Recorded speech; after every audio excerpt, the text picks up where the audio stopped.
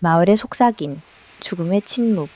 2015년 여름, 허난성 여주시의 조그마한 시골 마을인 마종촌은 매년 찾아오는 뜨거운 여름 햇살 아래 평화로워 보였다. 늙은 나무들은 축 늘어져 있었고 개 짖는 소리조차 나른한 더위에 잦아들었다. 하지만 그날 아침 이 평온함은 깨져버렸다. 마을 사람들이 마씨 할머니라고 부르던 마웨이저우 할머니는 마을의 알람시계나 다름없었다. 그녀는 불면증 때문에 늘 새벽 비고무시면 일어나 마당을 거니며 아침을 시작했다. 할머니의 마당에서 들리는 발걸음 소리, 헛기침 소리, 그리고 이웃들과 나누는 정겨운 인사 소리는 마을 사람들에게 하루가 시작되었음을 알리는 신호였다. 그러나 6월 23일, 이날 아침은 달랐다. 이미 해가 중천에 떠올라 뜨거운 열기를 뿜어내고 있었지만 할머니 댁은 여전히 깊은 잠에 빠져 있는 듯 고요했다. 평소 같으면 할머니와 마작을 즐기기 위해 모여들었을 왕츠성을 비롯한 이웃들이 할머니 댁 앞에 모여들었다. 할머니, 계세요? 왕츠성이 먼저 목소리를 높여 불렀다. 하지만 돌아오는 대답은 없었다. 굳게 닫힌 낡은 철문은 마치 깊은 침묵을 지키려는 듯 미동조차 하지 않았다. 불안감이 마을 사람들의 마음에 스며들었다. 어쩌면 며느리와 함께 일찍 외출하셨을지도 모르지. 한 사람이 말했다. 하지만 모두가 그 말을 믿지 않았다. 할머니는 하루라도 마작을 걸러본 적이 없었고 특히 이날은 며느리 샤오이란이 특별히 끓여놓은 따뜻한 수프를 함께 먹자고 약속까지 했던 날이었다. 아무래도 이상해. 왕츠성이 중얼거렸다. 그의 예감은 불길했다. 그때 집안에서 희미하게 전화벨 소리가 울리기 시작했다. 따르릉 따르릉. 벨소리는 멈추지 않고 계속해서 울렸다. 누군가 분명히 집안에 있었다. 하지만 왜 아무도 전화를 받지 않는 것일까? 이웃들은 서로 불안한 눈빛을 주고받았다. 왕츠청은 더 이상 기다릴 수 없었다. 그는 낡은 철문을 조심스럽게 밀어보았다. 문은 잠겨있지 않았고 손을 뻗어 안쪽 빗장을 풀자 삐걱거리는 소리와 함께 문이 열렸다. 집 안으로 들어서자 집안의 공기는 바깥과는 전혀 다른 차가운 기운을 풍겼다. 현관문은 굳게 닫혀 있었지만 힘을 주어 밀자 끼익 소리와 함께 열렸다. 왕츠성은 조심스럽게 현관에 발을 들여놓고 할머니, 왕츠성이 왔습니다. 라고 다시 한번 소리쳤다. 하지만 돌아오는 것은 자신의 목소리가 벽에 부딪혀 되돌아오는 공허한 울림뿐이었다. 그는 심장이 콩쾅거리는 것을 느끼며 거실로 걸어 들어갔다. 말려 순간 그의 눈앞에 펼쳐진 광경은 평생 잊을 수 없는 악몽이 되었다. 거실 바닥에 핏자국이 흥건했고 그 위에 2명의 사람이 쓰러져 있었다.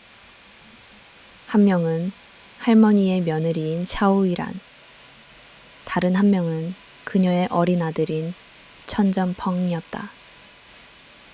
그들의 모습은 참혹했다. 왕즈청은 너무나도 충격적인 장면에 비명조차 지르지 못하고 그대로 얼어붙었다. 그는 황급히 뒷걸음질쳐 집 밖으로 뛰쳐나와 공포에 질린 목소리로 사람들에게 도움을 요청하고 경찰에 신고했다. 곧 마을 사람들이 몰려들었고 그들은 모두 할 말을 잃었다.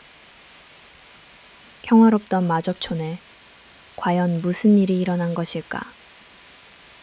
이 끔찍한 비극의 배후에는 누가 있는 것일까? 공포와 혼란에 휩싸인 마을은 숨죽이며 경찰의 도착을 기다렸다. 열리지 않는 문과 숨막히는 침묵, 왕지청의 비명과 다급한 신고 전화는 평화롭던 마적촌을 한순간에 뒤흔들었다. 이웃들이 허둥지둥 마씨 할머니 댁으로 달려왔을 때 왕지청은 이미 공포에 질려 현관문 앞에서 덜덜 떨고 있었다. 그의 얼굴은 새하얗게 질려 있었고 눈은 공허하게 먼 곳을 응시하고 있었다. 무슨 일이야? 왕지청, 괜찮아? 한 이웃이 그의 어깨를 흔들었다. 왕지청은 겨우 입을 열어 안에 피투성이가 된 시신이 있어요. 라고 더듬거렸다. 그의 말에 마을 사람들은 웅성거리며 공포에 질린 표정을 지었다. 그들의 눈은 이제 할머니 댁에 굳게 닫힌 현관문을 향했다. 문틈 사이로 새어나오는 침묵은 마치 거대한 괴물처럼 느껴졌다. 그때 젊고 용감한 청년 한 명이 "내가 들어가 보겠습니다. 라고 외치며 현관문으로 다가섰다. 그는 문을 열고 안으로 들어섰다. 마을 사람들은 숨을 죽이고 그를 지켜보았다. 몇 분이 지나자 청년이 다시 문 밖으로 나왔다. 그의 얼굴은 공포에 질려 청백했고 고개를 숙이며 "이미 늦었습니다. 모두 돌아가셨습니다. 라고 나지막이 말했다. 경찰이 도착했을 때 현장은 이미 혼란스러웠다. 경찰은 현장을 통제하고 마을 사람들을 물러나게 한 뒤 조심스럽게 안으로 들어섰다. 그들의 눈에 들어온 첫 번째 광경은 거실 바닥에 쓰러져 있는 샤오이란과 그녀의 아들 천전펑의 시신이었다. 경찰관들은 서로 시선을 교대어 있었고 특히 샤오이란은 옷이 벗겨져 있었다. 경찰은 피해자들의 상태를 자세히 기록하며 현장을 감식하기 시작했다. 그들은 범인이 매우 잔인하고 무자비한 성격일 것이라고 추측했다. 경찰은 계속해서 집안을 수색했다. 그리고 할머니의 침실에서 세 번째 시신을 발견했다. 마씨 할머니는 침대에 누운 채였다. 그녀의 얼굴은 평화로워 보였지만 가슴에 난 한 개의 깊은 상처가 그녀의 죽음을 말해주고 있었다. 다른 두 명의 피해자와 달리 할머니의 몸에는 다른 상처가 없었다. 경찰은 범인이 할머니가 잠든 틈을 타 공격했을 가능성이 높다고 판단했다. 현장은 마치 폭풍이 휩쓸고 간 것처럼 엉망이었다. 서랍장은 열려 있었고 옷가지들이 바닥에 흩어져 있었다. 부엌에서는 냉장고 문이 열려 있었고 과자 부스러기들이 흩어져 있었다. 범인이 살해 후에도 여유롭게 집안을 뒤지고 먹을 것을 찾았다는 사실은 경찰을 경악하게 만들었다. 이 범인은 과연 어떤 인물일까? 이 끔찍한 범죄의 동기는 무엇일까? 경찰은 조용히 현장을 분석하며 범인의 흔적을 찾기 시작했다. 안마의 흔적과 숨겨진 진실, 마종촌을 뒤흔든 끔찍한 비극의 현장. 경찰 과학수사팀이 도착하자마자 차분하지만 날카로운 긴장감이 감돌았다. 베테랑 형사 류 팀장은 침착하게 현장 통제를 지시했다. 그의 눈빛은 이미 모든 것을 꿰뚫고 있었다. 현장을 보존해. 그리고 작은 흔적 하나라도 놓치지 마. 그의 목소리는 낮고 단호했다. 경찰들이 가장 먼저 주목한 것은 희생자들의 상태였다. 마씨 할머니는 침실 침대 위에 조용히 누워 있었다. 그녀의 모습은 마치 깊은 잠에 빠진 듯 평온해 보였다. 하지만 그녀의 가슴에는 날카로운 흉기에 찔린 단 하나의 치명적인 상처가 있었다. 저항의 흔적은 어디에도 없었다. 경찰은 이 점을 토대로 범인이 마씨 할머니가 잠든 사이에 기습적으로 공격했을 가능성이 매우 높다고 판단했다. 하지만 거실의 현장은 전혀 달랐다. 며느리 샤오이란과 아들 천전펑의 시신은 처참했다. 바닥에는 핏자국이 흥건했고 가구들은 뒤엉켜 있었다. 마치 격렬한 싸움이 벌어졌던 것을 말해주듯 소파와 벽에는 혈흔이 튀어 있었다. 특히 샤오이란의 시신은 옷이 벗겨져 있었고 여러 곳에 칼에 찔린 상처가 있었다. 이는 단순 강도살인으로는 설명하기 힘든 잔인함을 보여주었다. 경찰은 범인이 피해자를 살해한 후에도 모종의 행위를 했다고 추정했다. 수사팀은 현장 구석구석을 샅샅이 뒤졌다. 그리고 소파 근처 바닥에서 부러진 손잡이가 달린 낡은 칼을 발견했다. 칼 아래는 피가 말라붙어 있었다. 이게 범행에 사용된 흉기일 가능성이 높습니다. 법의학자는 조심스럽게 칼을 수거했다. 칼의 손잡이가 부러진 것은 범인이 칼을 휘두르는 과정에서 엄청난 힘을 사용했다는 것을 의미했다. 그뿐만이 아니었다. 경찰은 샤오이란의 시신 주변에서 남성용 재킷과 장갑 한 짝을 발견했다. 장갑은 범인이 지문을 남기지 않기 위해 사용했을 가능성이 높았다. 하지만 재킷은 왜 남겨둔 것일까? 범인의 부주의 때문일까? 아니면 의도적인 행위일까? 재킷에 묻은 핏자국은 범인이 피해자와 가까이에서 싸웠음을 암시했다. 현관문 안쪽 바닥에는 흐릿한 신발 자국이 여럿 남아 있었다. 감식 결과 이 신발 자국은 2명의 발자국으로 나뉘었고 그중 1명의 발자국은 42 사이즈의 남성용 신발이라는 것이 밝혀졌다. 또한 바닥에는 물과 피가 섞인 자국이 있었고 근처에는 물통과 걸레가 놓여 있었다. 범인이 범행 후에 현장을 닦으려 했군. 경찰은 범인의 대담함에 소름이 돋았다. 수사는 계속되었고 경찰은 거실 바닥에 떨어진 2개의 붕대를 발견했다. 붕대에는 피가 묻어 있었다. 감식 결과 이 피는 3명의 피해자의 피가 아니었다. 이는 범인이 범행 중에 부상을 입었으며 붕대로 상처를 감으려 했다는 결정적인 증거였다. 범인의 DNA가 담겨 있을 가능성이 높았다. 경찰은 현장의 모든 증거를 종합하며 범인의 특징을 분석했다. 42 사이즈의 신발을 신는 남성, 범행 중 부상을 입었고 가족 내부 사정을 잘 아는 인물. 또한 침입 흔적을 찾던 경찰은 마씨 할머니의 방 창문에서 철창이 전문 도구로 잘려나간 것을 발견했다. 창문 바로 옆에는 커다란 나무가 있었고 그 나무에는 누군가 타고 올라간 흔적이 남아 있었다. 이는 범인이 정문이 아닌 다른 경로로 침입했다는 것을 의미했다. 이 끔찍한 범죄의 동기는 무엇일까? 돈 때문일까? 아니면 원한 때문일까?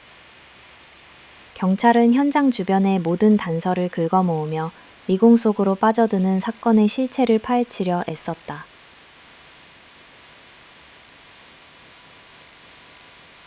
경석 기모, 현장의 모든 단서를 하나하나 퍼즐 조각 맞추듯 분석해 나갔다. 그들의 목표는 단순한 범인 검거가 아닌 그날 밤 무슨 일이 있었는지 정확히 재구성하는 것이었다. 침실의 평온함과 거실의 처참함 사이의 극명한 대비는 수사팀을 더욱 혼란스럽게 만들었다. 가장 먼저 법의학자들이 주목한 것은 피해 시사했다. 샤오이란의 휴대폰은 보이지 않았고 아들 천전펑의 낡은 휴대전화가 바닥에 떨어져 있었다. 화면에는 연락처 목록이 켜져 있었고 마치 누군가에게 도움을 청하려다 멈춘 것처럼 보였다. 아마 아이가 마지막 순간에 전화를 걸려 했던 것 같습니다. 한 경찰관이 나지막이 말했다. 경찰은 현장의 모든 핏자국을 추적했다. 소파와 벽에 흩뿌려진 혈흔은 격렬한 싸움을 증명했다. 특히 소파 아래에서 시작되어 샤오이란의 시신이 놓인 곳까지 길게 이어진 끌린 자국은 범인이 샤오이란을 소파 위에서 공격한 후 바닥으로 끌고 갔음을 보여주었다. 이는 범행의 잔혹성과 함께 범인이 피해자를 제압하는 과정에서 상당한 힘을 사용했다는 것을 의미했다. 또 다른 중요한 단서는 바로 범행 현장에 남겨진 핏자국이었다. 거실 바닥과 현관문 근처에서 발견된 여러 족적은 크기와 모양이 다양했다. 천전펑과 샤오이란의 발자국이 뒤섞여 있었고 그 사이에는 이치가시 사이즈의 남성용 신발 자국이 선명하게 남아 있었다. 피해자들이 범인과 맞서 싸웠습니다.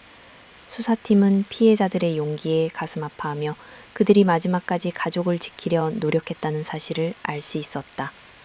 경찰은 샤오이란의 몸에서 발견된 DNA 샘플을 분석하기 위해 연구소로 보냈다.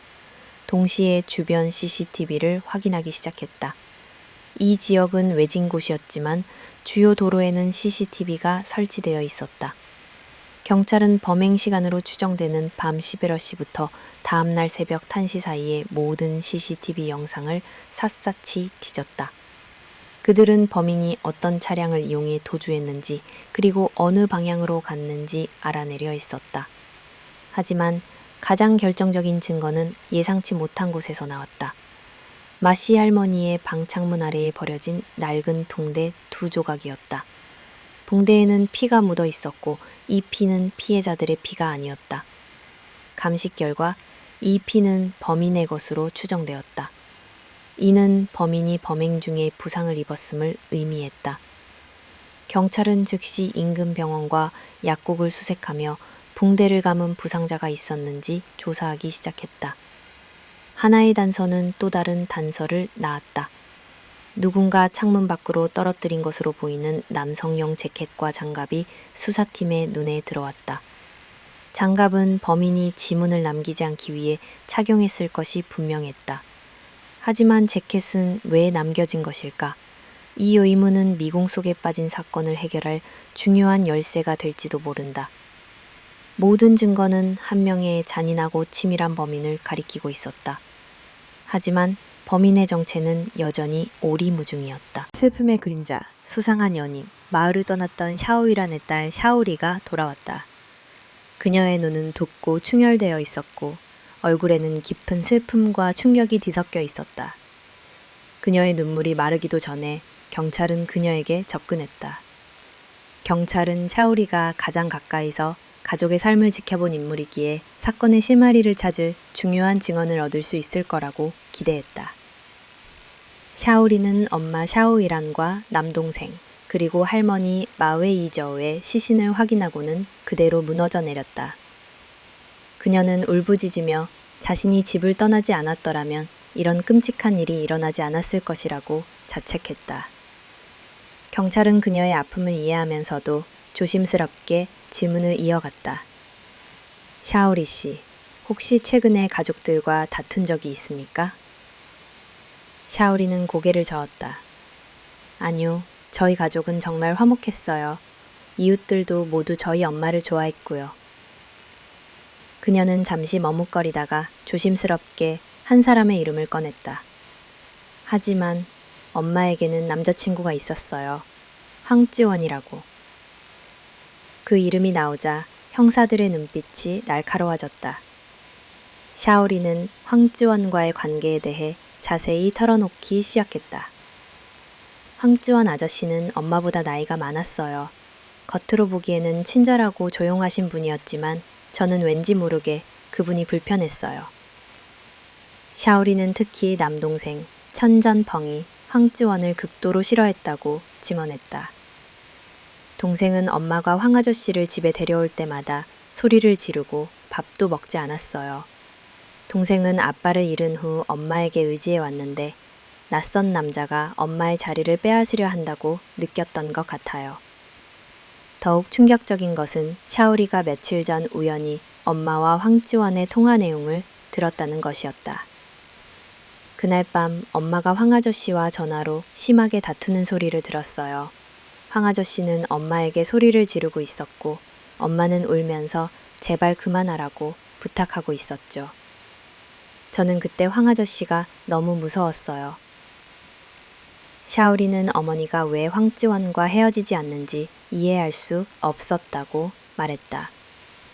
제가 여러 번 헤어지라고 말했지만 엄마는 황 아저씨가 자신을 유일하게 이해해주는 사람이라고 하셨어요. 아빠가 돌아가신 후 엄마는 혼자서 모든 것을 감당해야 했고 외로워하셨죠. 경찰은 샤오리의 증언에 주목했다. 황지원은 단순한 연인이 아니었다. 그는 샤오이란의 가족에게 적대감을 품고 있었고 심지어 어머니와 심하게 다투기까지 했다. 범행 현장에서 발견된 남성용 자켓과 장갑, 그리고 샤오이란의 시신에서 발견된 DNA 샘플은 황지원을 유력한 용의자로 만들기에 충분했다. 경찰은 즉시 황지원의 신원과 거주지를 파악하고 그를 조사하기 시작했다. 모든 증거가 황지원을 가리키고 있는 상황에서 그는 과연 이 끔찍한 비극의 범인일까? 아니면 또 다른 숨겨진 이야기가 있는 것일까? 용의자의 이중생활, 드러나는 거짓말. 경찰은 샤오리의 증언을 토대로 황지원 45세를 체포하여 경찰서로 연행했다. 황지원은 겉으로는 평온해 보였지만 그의 눈빛에는 미묘한 동요가 감지되었다. 경찰의 날카로운 질문이 시작되자 그는 초조함을 감추지 못했다. 황지원 씨, 샤오이란 씨를 아십니까? 형사가 물었다. 황지원은 잠시 머뭇거리더니 모릅니다 라고 단호하게 답했다. 그의 대답에 형사들의 얼굴이 굳어졌다. 그들은 황지원의 거짓말을 이미 알고 있었다. 형사들은 샤오리가 찍어둔 사진과 황지원이 샤오이란에게 보낸 문자 메시지 기록을 그의 앞에 내밀었다. 이래도 모른다고 하시겠습니까? 황지원의 얼굴은 순식간에 창백해졌다. 그는 더 이상 거짓말을 할 수 없다는 것을 깨달았다. 그는 고개를 떨구며 샤오이란과의 관계를 인정했다. 사실 제가 유부남이라서요. 아내가 알게 될까봐 두려웠습니다. 이어서 황지원의 충격적인 이중생활이 드러났다. 그는 아내와 자식이 있었지만 샤오이란에게는 자신의 결혼 사실을 숨기고 만남을 이어왔다. 그는 샤오이란의 가족이 교통사고 보상금으로 거액의 돈을 받았다는 것을 알고 의도적으로 접근했다. 그의 목적은 오직 샤오이란의 재산뿐이었다. 저는 그녀를 사랑한 게 아니었습니다. 오직 돈 때문에 그녀를 만났습니다. 그의 고백은 차갑고 잔인했다. 황지원은 샤오이란의 가족, 특히 그녀의 시어머니, 마씨 할머니와 아들 천전펑이 자신을 경계하고 싫어했다는 사실을 털어놓았다. 그들은 제가 샤오이란의 돈을 노린다고 생각했습니다. 특히 그 아이 천전펑을 저를 볼 때마다 적대감을 드러냈습니다. 그들의 태도가 저를 짜증나게 했습니다. 그의 잔인한 고백은 그를 범인으로 몰아가는 강력한 증거처럼 보였다. 하지만 황지원은 혐의를 완강하게 부인했다. 살인은 제가 저지른 일이 아닙니다. 저는 그날 밤 샤오이란의 집에 있었지만 살인을 하지 않았습니다. 경찰은 그의 말을 믿지 않았다. 그들은 황지원에게서 채취한 DNA 샘플을 샤오이란의 시신에서 발견된 DNA 샘플과 대조했다. 그리고 며칠 후 DNA 분석 결과가 나왔다. 놀랍게도 두 샘플은 일치했다. 게다가 발견된 남성용 재킷 역시 황지원의 것으로 확인되었다. 모든 증거가 황지원을 범인으로 지목하고 있었다. 공지에 몰린 황지원은 마침내 그날 밤의 진실을 털어놓기 시작했다. 그날 밤, 저는 샤오이란을 만나러 갔습니다. 집에는 그녀와 저 둘뿐이었죠. 우리는 함께 시간을 보냈습니다. 하지만 마씨 할머니가 갑자기 돌아오셨고 저는 너무 놀라 재킷을 챙기지도 못하고 도망쳤습니다. 제가 집에 도착한 시간은 밤 9시쯤이었습니다. 그 이후로는 아내와 함께 잠을 잤습니다. 그의 알리바이는 아내의 증언으로 확인되었다. 경찰은 황지원이 샤오이란을 방문한 것은 맞지만 살인이 일어난 시간대 밤 2시부터 새벽 1시 사이에는 집에 있었다는 사실을 파악했다.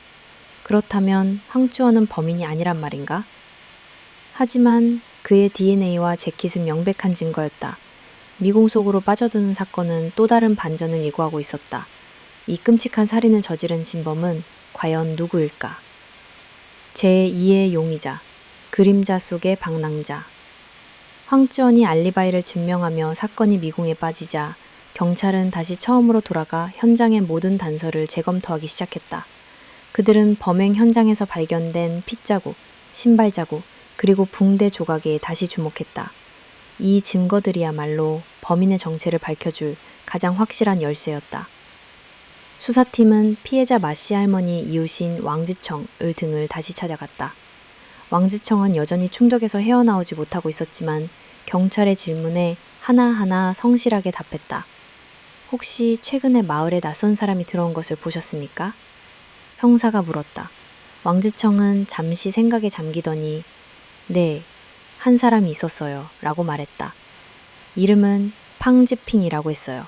30아사 정도 됐고 몸집이 작고 말랐습니다.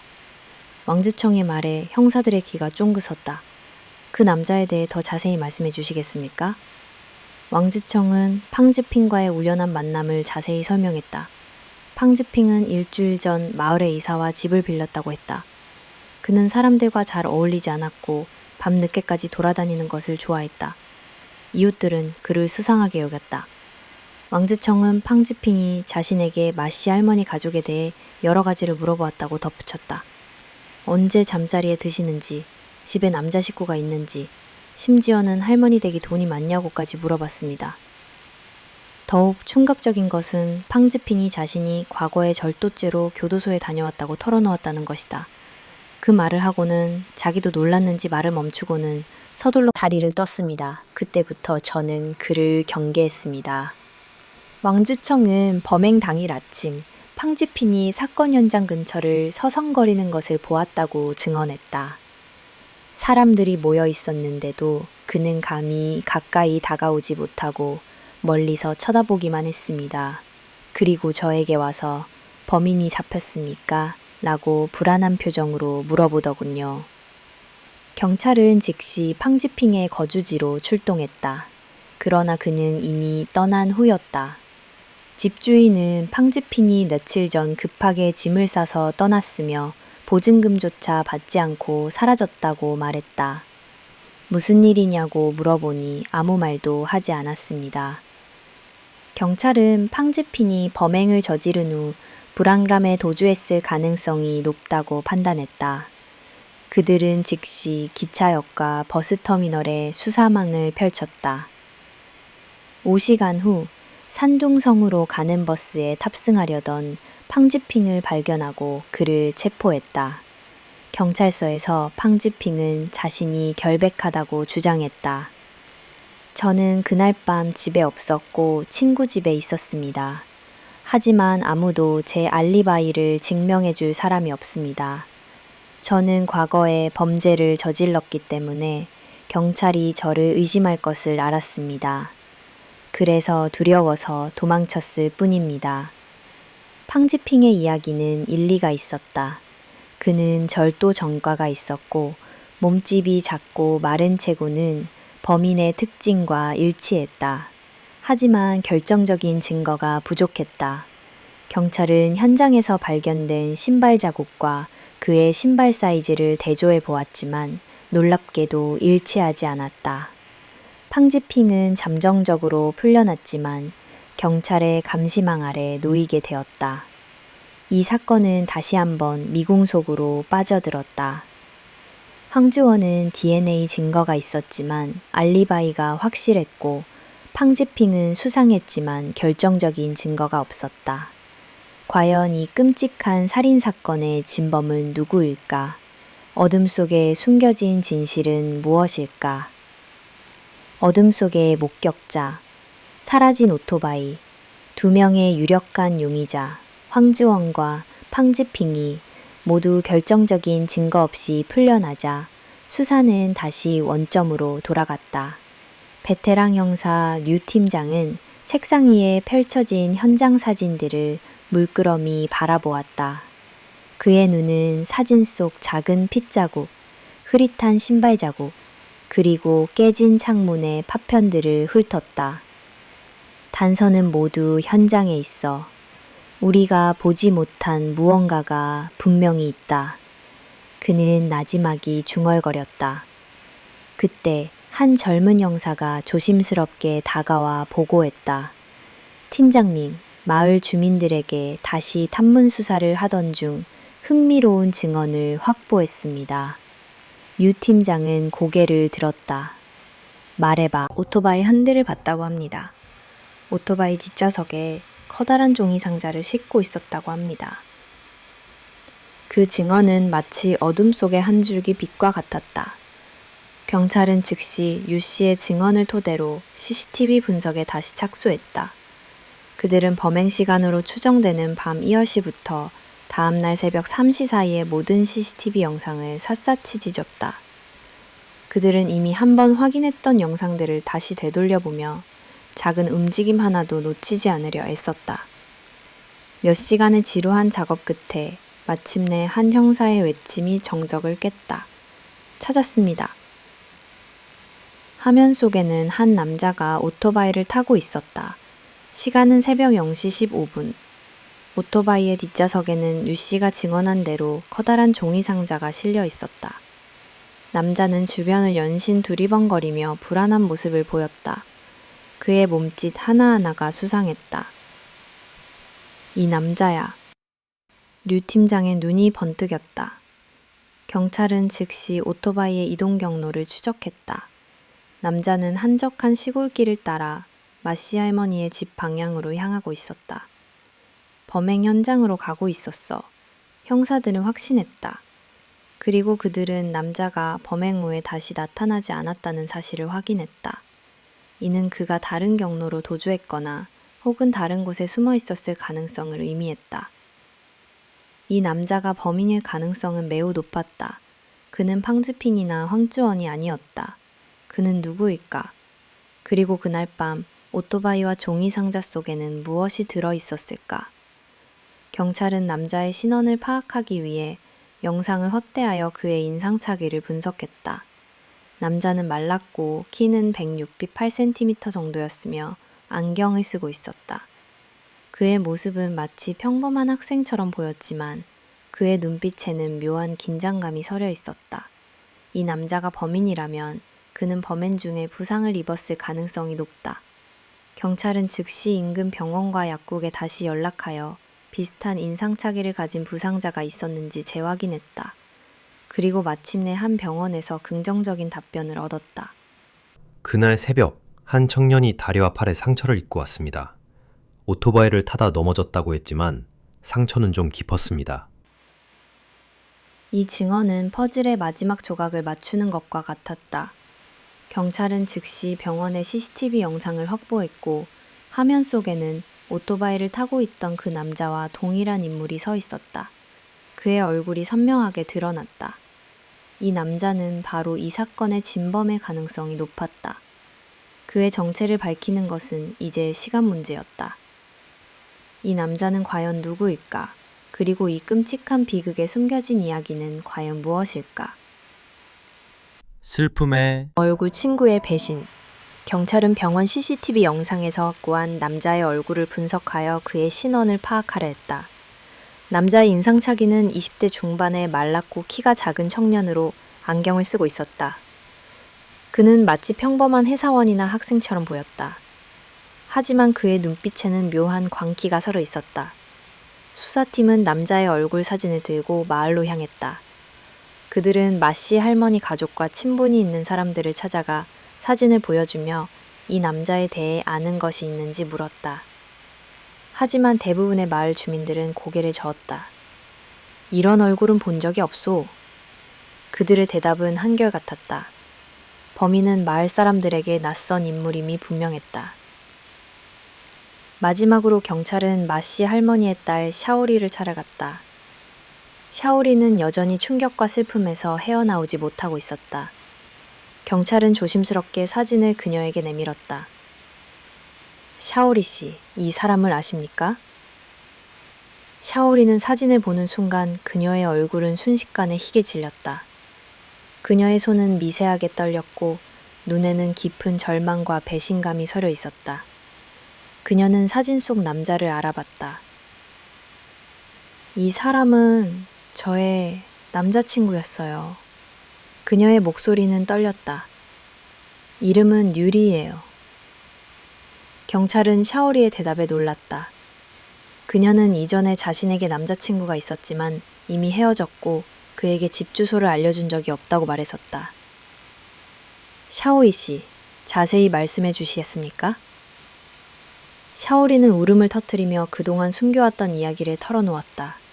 1년 전 그녀는 광둥성에서 공장 노동자로 일하고 있었다. 그곳에서 그녀는 유리이를 만났다. 유리이는 그녀의 상사였고 둘은 곧 사랑에 빠졌다. 유리이는 똑똑하고 친절했으며 샤오리에게는 세상의 전부나 다름없었다. 하지만 그들의 관계는 오래가지 못했다. 샤오리가 고향으로 돌아가 가족을 돌봐야 했기 때문이다. 엄마가 반대하셨어요. 유리의 집과 우리 집은 1500km나 떨어져 있었거든요. 엄마는 제가 고향에 남아 할머니와 남동생을 돌보기를 원하셨어요. 샤오리는 흐느꼈다. 그녀는 엄마의 뜻을 따르기로 결정했고 유리에게 이별을 통보했다. 유리는 그녀에게 매달렸지만 샤오리는 단호했다. 저는 그가 저를 너무 사랑해서 이렇게 될 줄 몰랐어요. 그는 저에게 집 주소를 물어본 적이 없었어요. 그런데 어떻게... 샤오리는 말을 잇지 못했다. 경찰은 샤오리의 증언에 주목했다. 유리의 범행 동기는 이제 명확해졌다. 그는 샤오리를 잃은 분노와 복수심에 사로잡혀 있었고 그녀의 가족이 그들의 사랑을 방해했다고 생각했다. 경찰은 즉시 유리의 행방을 추적하기 시작했다. 그는 이틀 전 이미 동관으로 돌아간 것으로 확인되었다. 경찰은 동관경찰과 공조하여 유리의 아파트를 급습했다. 유리는 경찰의 방문에 놀란 기색을 감추지 못했다. 그는 끝까지 자신이 결백하다고 주장했다. 저는 그날 허난성에 간 적이 없습니다. 샤오리도 모르는 사람입니다.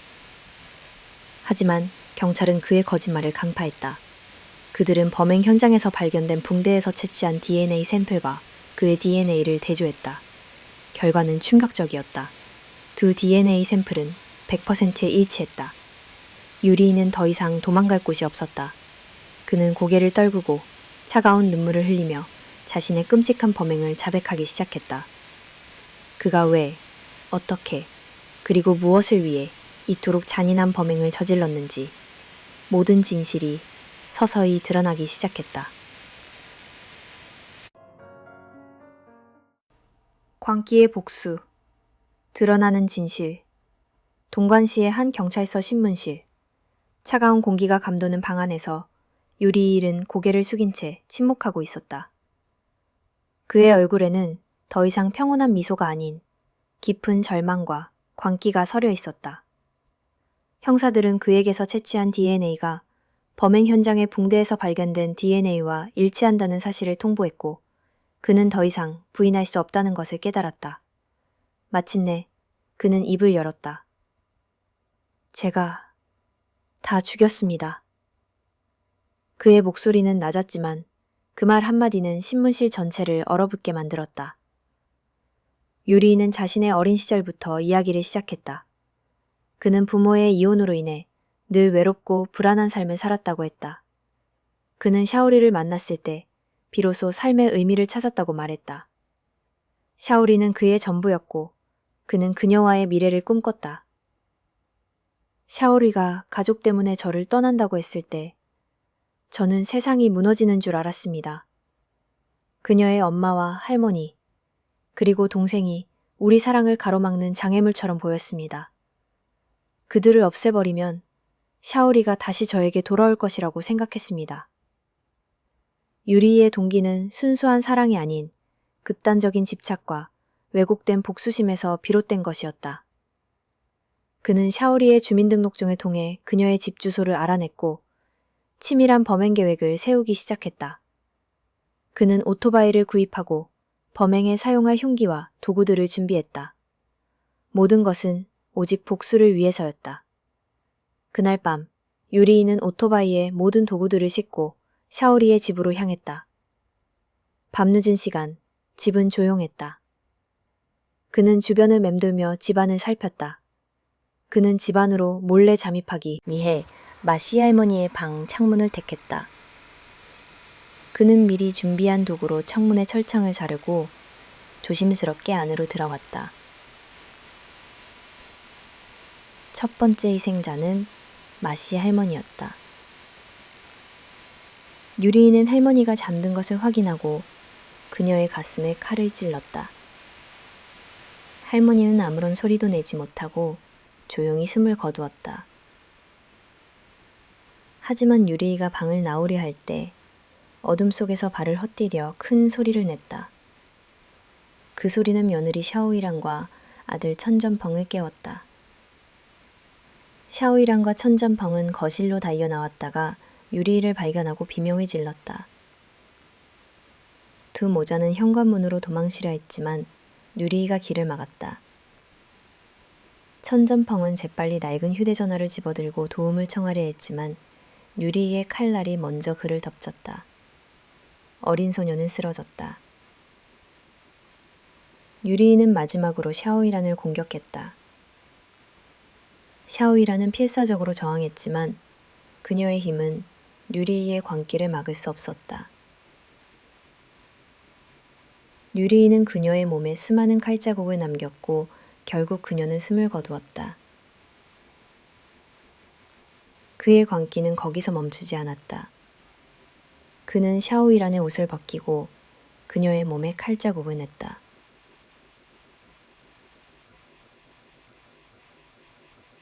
왜 그런 짓을 했습니까? 형사가 물었다. 유리이는 고개를 저으며 저도 모릅니다. 그냥 멈출 수가 없었습니다. 라고 답했다. 범행 후 유리이는 정신을 차리고 현장을 수습하려 했다. 그는 물통에 물을 담아 바닥에 피를 닦으려 했지만 핏자국은 쉽게 지워지지 않았다. 그는 결국 포기하고 집을 나섰다. 오토바이를 타고 도망치던 중 그는 다리와 팔에 상처를 입었고 병원에 들러 치료를 받았다. 그 과정에서 그는 붕대를 잃어버렸고 그 붕대가 결국 그의 발목을 잡았다. 유리이는 자신이 저지른 끔찍한 범죄에 대해 아무런 죄책감을 느끼지 못하는 듯했다. 그는 오직 샤오리가 나를 버렸다는 생각에만 사로잡혀 있었다.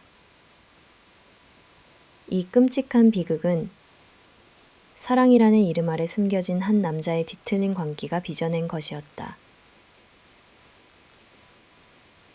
광기의 끝, 냉혹한 자백. 동관시 경찰서 신문실 차가운 형광등 불빛 아래 유리이를 마치 얼어붙은 조각상처럼 앉아 있었다. 그의 눈은 공허했고 그의 입술에서는 끔찍한 진실들이 쏟아져 나왔다. 그의 목소리는 나지막했지만 그가 뱉어내는 말 한마디 한마디는 신문실을 덮치는 거대한 파도와 같았다. 사라지면 샤오이가 다시 저에게 돌아올 것이라고 믿었습니다. 그의 목소리는 떨렸지만 눈빛은 흔들리지 않았다. 그는 자신의 행위가 정당하다고 믿고 있었다. 형사들은 유리이의 말을 놓치지 않고 하나하나 기록했다. 그들은 유리이의 머릿속에 들어와 그날 밤의 끔찍한 현장을 재구성하려 애썼다. 첫 번째 피해자는 누구였습니까? 형사가 물었다. 할머니, 마씨 할머니였습니다.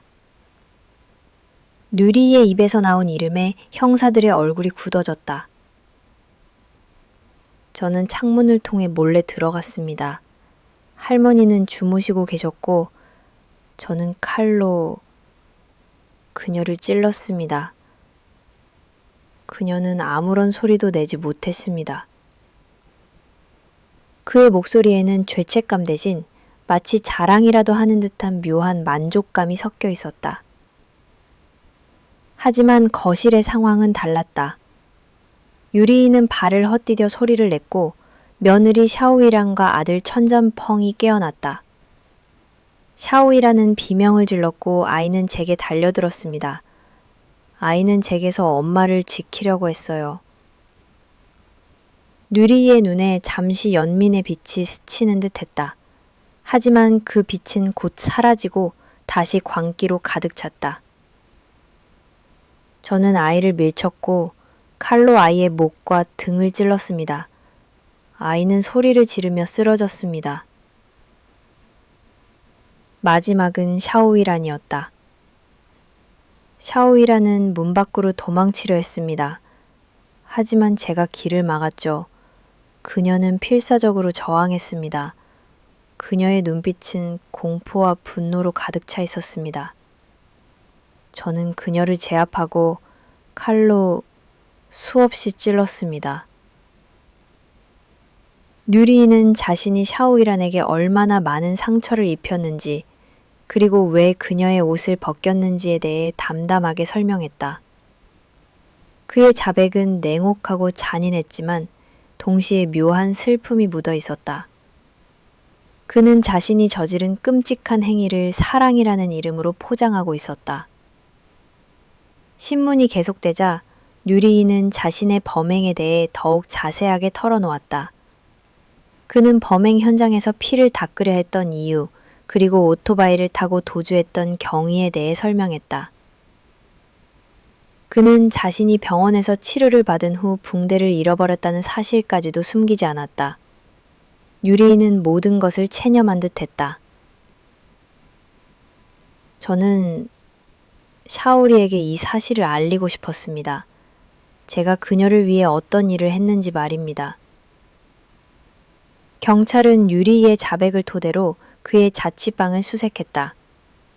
그리고 그곳에서 범행에 사용되었을 것으로 추정되는 또 다른 흉기와 범행 당시 입었던 옷들을 발견했다.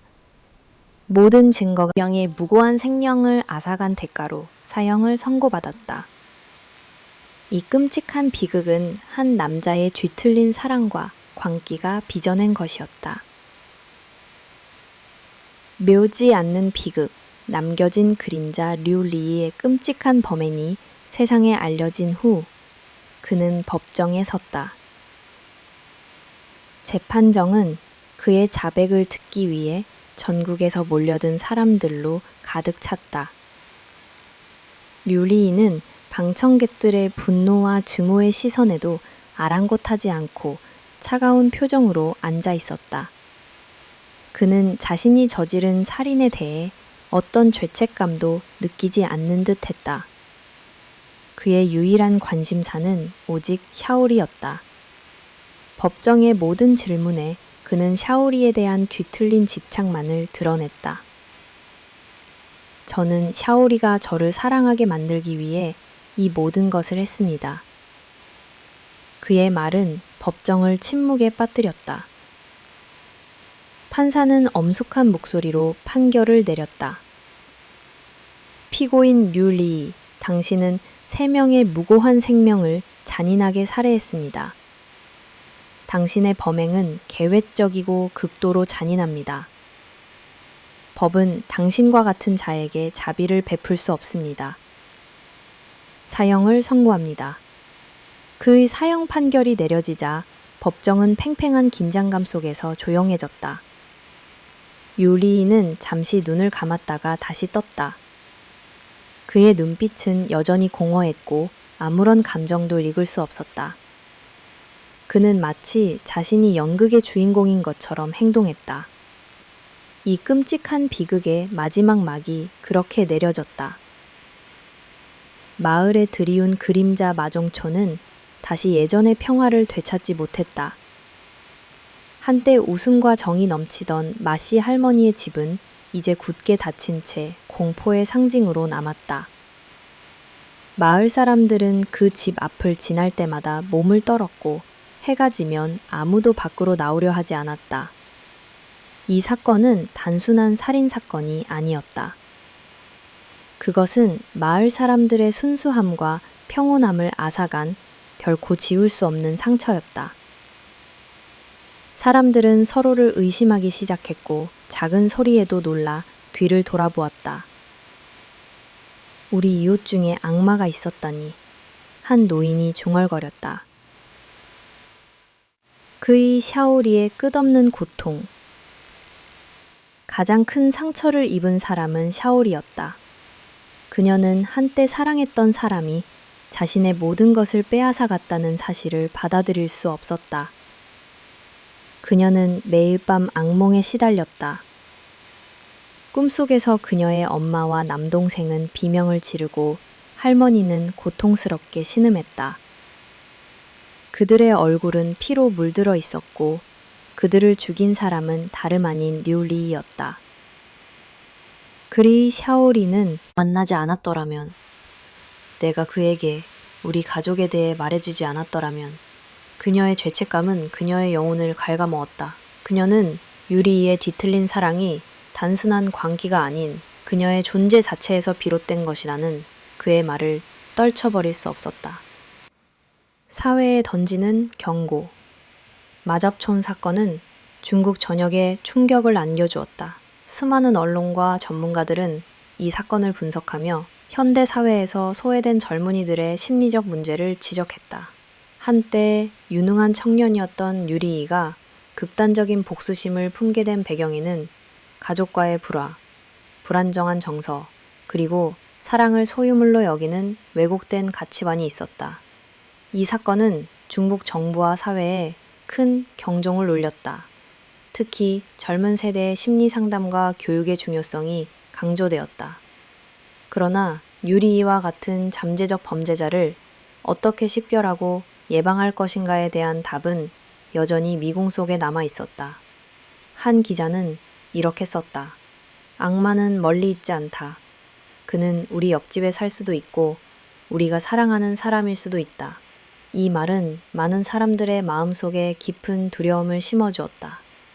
비극은 끝났지만 그 그림자는 여전히 사람들의 마음속에 남아있다.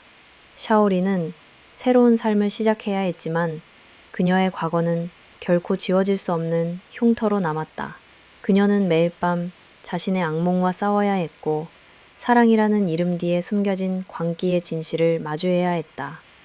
이 사건은 사랑이 때로는 가장 잔인한 괴물을 만들어낼 수 있음을 보여주는 섬뜩한 교훈이었다.